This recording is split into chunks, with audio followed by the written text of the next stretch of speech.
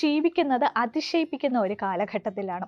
രാവിലെ എഴുന്നേൽക്കുമ്പോൾ മുതൽ രാത്രി ഉറങ്ങുന്നത് വരെ നമ്മുടെ കൈകളിലെ സ്ക്രീനുകളിലൂടെ ലോകത്തിലെ വിവിധ ഭാഗങ്ങളിലുള്ള മനുഷ്യരെ നാം കാണുന്നു.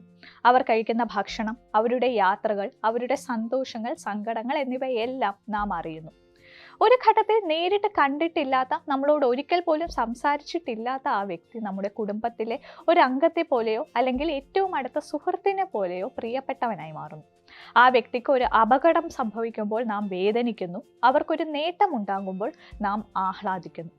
ഇത്തരത്തിൽ ഒരു സെലിബ്രിറ്റിയുമായോ ഇൻഫ്ലുവൻസറുമായോ അല്ലെങ്കിൽ ഒരു സാങ്കല്പിക കഥാപാത്രവുമായോ ഒരാൾക്ക് തോന്നുന്ന ആഴത്തിലുള്ള വൈകാരിക അടുപ്പത്തെയാണ് മനഃശാസ്ത്രം പാരാസോഷ്യൽ റിലേഷൻഷിപ്പ് അഥവാ പാരാസോഷ്യൽ ബന്ധം എന്ന് വിളിക്കുന്നത്.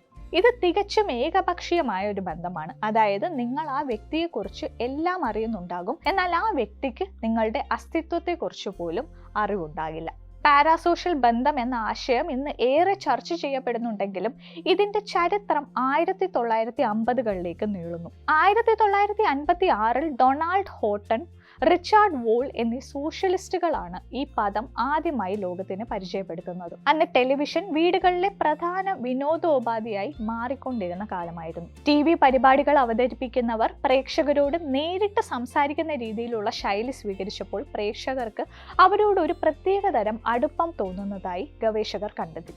റേഡിയോ അവതാരകരും ടെലിവിഷൻ താരങ്ങളും ജനങ്ങളുടെ സ്വീകരണ മുറികളിലെ നിത്യ സന്ദർശകരായതോടെ അവർ തങ്ങളുടെ സുഹൃത്തുക്കളാണെന്ന ഒരു മിഥ്യാധാരണ ജനങ്ങളിൽ ഉടലെടുത്തു. അക്കാലത്ത് ഇത് കേവലം ഒരു കൗതുകമായിരുന്നുവെങ്കിൽ ഇന്നത്തെ സോഷ്യൽ മീഡിയ യുഗത്തിൽ ഇത് അതിഭീകരമായ ഒരു പ്രതിഭാസമായി വളർന്നിരിക്കുന്നു.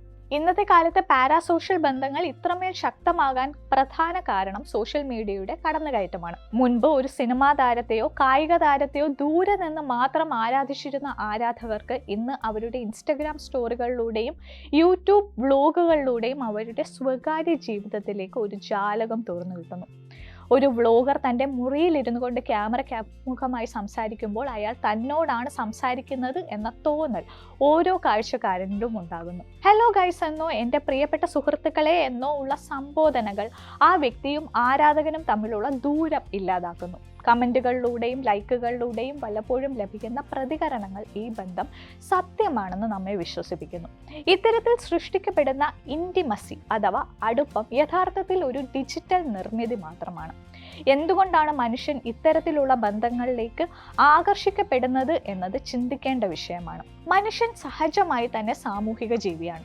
മറ്റുള്ളവരുമായി ബന്ധപ്പെടാനും ആശയവിനിമയം നടത്താനും നാം ആഗ്രഹിക്കുന്നു. നമ്മുടെ മസ്തിഷ്കം വികസിച്ചത് മുഖാമുഖമുള്ള ആശയവിനിമയങ്ങളിലൂടെയാണ്. എന്നാൽ ഒരു സ്ക്രീനിലൂടെ ഒരാൾ നമ്മോട് സംസാരിക്കുമ്പോൾ അത് യഥാർത്ഥമാണോ അതോ സാങ്കേതിക വിദ്യയാണോ എന്ന് വേർതിരിച്ചറിയാൻ നമ്മുടെ വൈകാരിക തലത്തിന് പലപ്പോഴും സാധിക്കാറില്ല. ഏകാന്തത അനുഭവിക്കുന്നവരിലും സാമൂഹികമായ ഒറ്റപ്പെടൽ നേരിടുന്നവരിലും ഇത്തരം പാരാസോഷ്യൽ ബന്ധങ്ങൾ ഒരു ആശ്വാസമായി മാറാറുണ്ട്. വീട്ടിൽ തനിച്ചായിരിക്കുമ്പോൾ ഒരു പ്രിയപ്പെട്ട യൂട്യൂബറുടെ വീഡിയോ കാണുന്നത് ഒരാൾക്ക് കൂട്ടിന് മറ്റൊരാൾ ഉണ്ടെന്ന തോന്നൽ നൽകുന്നു. ഇത് മാനസിക സമ്മർദ്ദം കുറയ്ക്കാനും താൽക്കാലികമായി സന്തോഷം നൽകാനും സഹായിച്ചേക്കാം. എങ്കിലും പാരാസോഷ്യൽ ബന്ധങ്ങൾ ആരോഗ്യപരമായ പരിമിതി ലംഘിക്കുമ്പോഴാണ് പ്രശ്നങ്ങൾ ആരംഭിക്കുന്നത്. ഒരാൾ പാരാസോഷ്യൽ ബന്ധത്തിലാണെന്ന് തിരിച്ചറിയാൻ ചില ലക്ഷണങ്ങളുണ്ട്.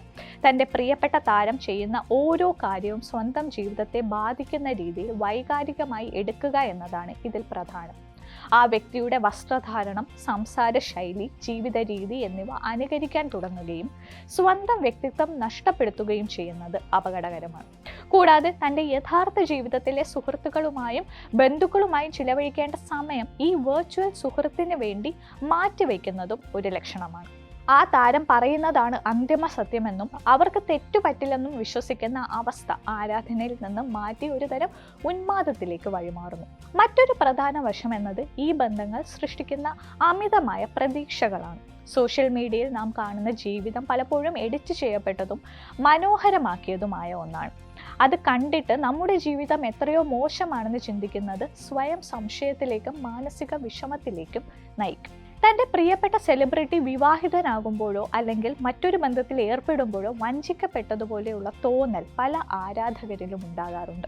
ഇത് സത്യത്തിൽ അവരുടെ ജീവിതമാണ് എന്ന് തിരിച്ചറിയാനുള്ള കഴിവ് നമുക്ക് നഷ്ടപ്പെടുന്നു. ഇത്തരം സന്ദർഭങ്ങളിൽ പാരാസോഷ്യൽ ബന്ധങ്ങൾ വ്യക്തിയുടെ മാനസിക ആരോഗ്യത്തെ പ്രതികൂലമായി ബാധിക്കുന്നു. പാരാസോഷ്യൽ ബന്ധങ്ങൾ എല്ലായ്പ്പോഴും നെഗറ്റീവ് ആണെന്ന് പറയാൻ കഴിയില്ല. പലപ്പോഴും ഇവ മനുഷ്യർക്ക് മാതൃകകളോ പ്രചോദനമോ നൽകാറുണ്ട്. ഒരു എഴുത്തുകാരനോടോ അല്ലെങ്കിൽ ഒരു സാമൂഹിക പ്രവർത്തകനോടോ തോന്നുന്ന അടുപ്പം നമ്മെ നല്ല കാര്യങ്ങൾ ചെയ്യാൻ പ്രേരിപ്പിച്ചേക്കാം. എന്നാൽ ഇത് യഥാർത്ഥ ബന്ധങ്ങൾക്ക് പകരമാകരുത് എന്നതാണ് പ്രധാനം. ഒരു സ്ക്രീനിനപ്പുറമുള്ള വ്യക്തിക്ക് നിങ്ങളെ സഹായിക്കാനോ നിങ്ങളുടെ സങ്കടങ്ങളിൽ നേരിട്ട് പങ്കുചേരാനോ കഴിയില്ല. ജീവിതത്തിലെ യഥാർത്ഥ പ്രതിസന്ധികളിൽ കൂടെ നിൽക്കാൻ മാംസവും രക്തവുമുള്ള മനുഷ്യർ തന്നെ വേണം. വെർച്വൽ ലോകത്തെ ബന്ധങ്ങൾ ആസ്വാദനത്തിന് വേണ്ടി മാത്രമായിരിക്കണം, അത് ജീവിതമായി മാറരുത്. ഇന്നത്തെ ഡിജിറ്റൽ ലോകത്ത് നിന്ന് പാരാസോഷ്യൽ ബന്ധങ്ങളെ പൂർണ്ണമായും ഒഴിവാക്കുക അസാധ്യമാണ്. എന്നാൽ അവയെ ബോധപൂർവം കൈകാര്യം ചെയ്യാൻ നമുക്ക് സാധിക്കും. നമ്മൾ കാണുന്ന വീഡിയോകളും പോസ്റ്റുകളും ഒരു കണ്ടന്റ് മാത്രമാണെന്നും അവ നിർമ്മിക്കുന്നത് ഒരു പ്രൊഫഷന്റെ ഭാഗമാണെന്നും തിരിച്ചറിയുക. സോഷ്യൽ മീഡിയ ഉപയോഗിക്കുന്ന സമയം പരിമിതപ്പെടുത്തുകയും ആ സമയം കുടുംബത്തോടും സുഹൃത്തുക്കളോടുമൊപ്പം ചെലവഴിക്കാൻ ശ്രമിക്കുകയും ചെയ്യുക.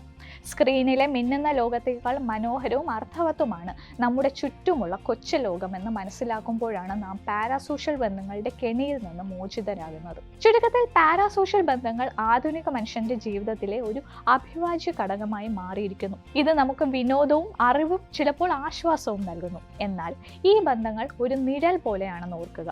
വെളിച്ചമുള്ളപ്പോൾ അത് നമ്മോടൊപ്പം ഉണ്ടാകും, എന്നാൽ അതിന് സ്വന്തമായി നിലനിൽപ്പില്ല. സാങ്കല്പികമായ സുഹൃത്തുക്കളെക്കാൾ യഥാർത്ഥ സുഹൃത്തുക്കൾക്കും ഡിജിറ്റൽ ലോകത്തേക്കാൾ യാഥാർത്ഥ്യത്തിനും പ്രാധാന്യം നൽകുന്ന ഒരു ജീവിത രീതി വളർത്തിയെടുക്കുകയാണ് ഇതിനുള്ള പരിഹാരം. നമ്മുടെ വൈകാരികമായ നിക്ഷേപങ്ങൾ അർഹമായ ഇടങ്ങളിൽ നടത്താൻ നാം പഠിക്കേണ്ടതുണ്ട്. കൂടുതൽ വാർത്തകൾക്ക് News 18 Keralam YouTube channel subscribe ചെയ്യുക.